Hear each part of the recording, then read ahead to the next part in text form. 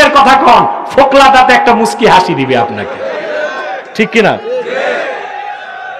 এই চুপ, এরা একটা সুযোগ পাইছে যুবক মানুষরা, এটা তো কই কথা বলে না। নীতি নির্ধারণের কলম যাদের হাতে, সেই সমস্ত ভণ্ড রাজনীতিবিদ আর দুর্নীতিবাজ কর্মকর্তারাই মেহনতি জনতার রক্ত পানি করা ঘামের পয়সা বিদেশে পাচার করেছে।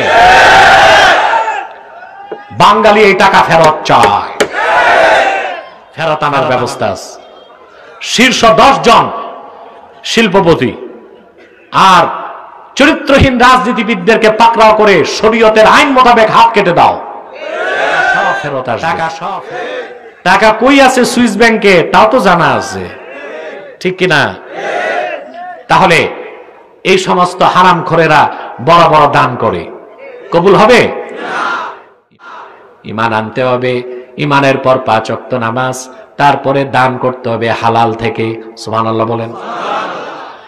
সেই দানের অর্থ কি? আপনি জিহাদের পথে দান করবেন, সুবহানাল্লাহ। সবচেয়ে বড় দান হচ্ছে দ্বীনের পথে দান।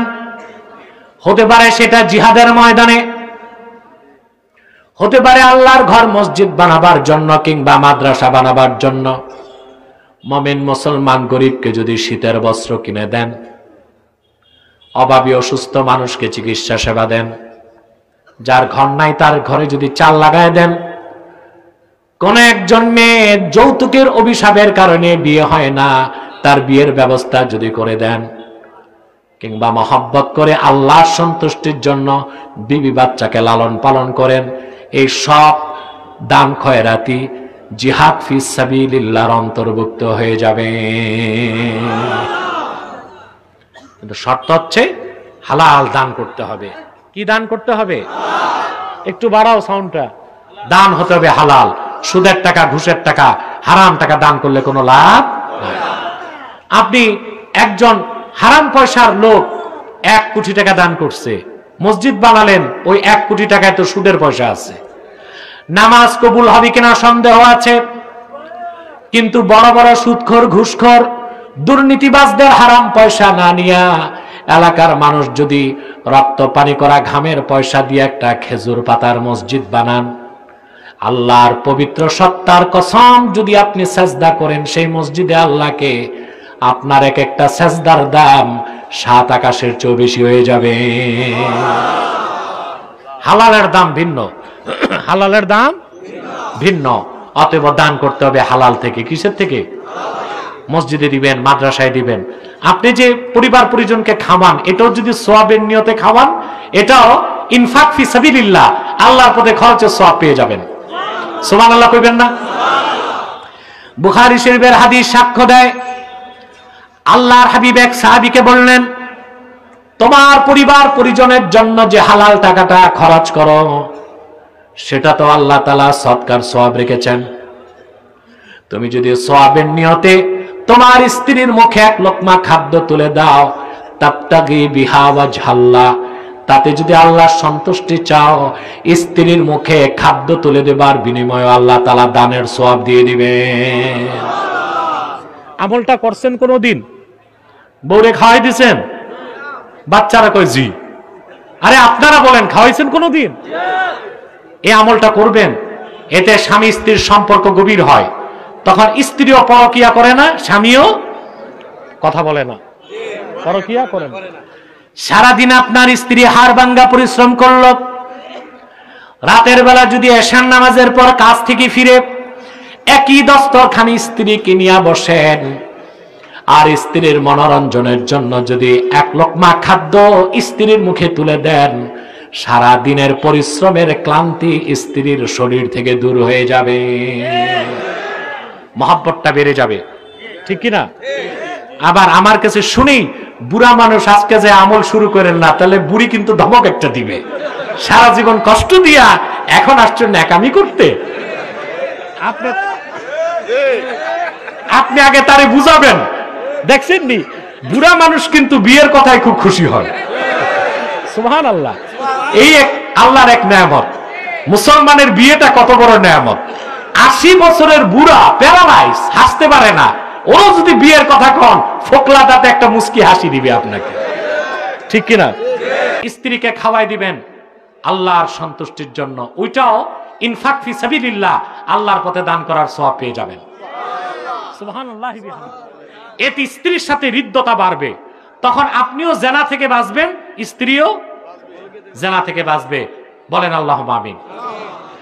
আমার ভাইয়েরা, মসজিদ বানিয়ে দেওয়া, মাদ্রাসা বানিয়ে দেওয়া, আল্লাহর দ্বীনের কালেমা প্রতিষ্ঠিত করার জন্য যারা জান দিয়ে লড়াই করে, তাদেরকে মাল দিয়ে সাহায্য করা, সবচেয়ে বেশি ইনফাক ফি সাবিলিল্লাহর সওয়াব পাওয়া যায়। ঠিক কিনা বলেন? অন্নহীন, বস্ত্রহীন, গরিব মানুষের সমস্যার সমাধান যদি করে দেন, প্রত্যেকটা কাজের জন্য আল্লাহ তাআলা আপনাকে আজরুন আজিম দান করবেন। একটি কথা বলে যাই, আবিদপুরের মানুষ কান পেতে শুনে রাখো, ইমানদার যখন আরেক ইমানদারের দুঃখ দুর্দশা লাঘব করে দেয়, আমার আল্লাহ এত খুশি হয়ে যান যে লোকটা দান করে বড় একটা পাপী হলেও আল্লাহ তার জন্য জান্নাত মঞ্জুর করে নেন।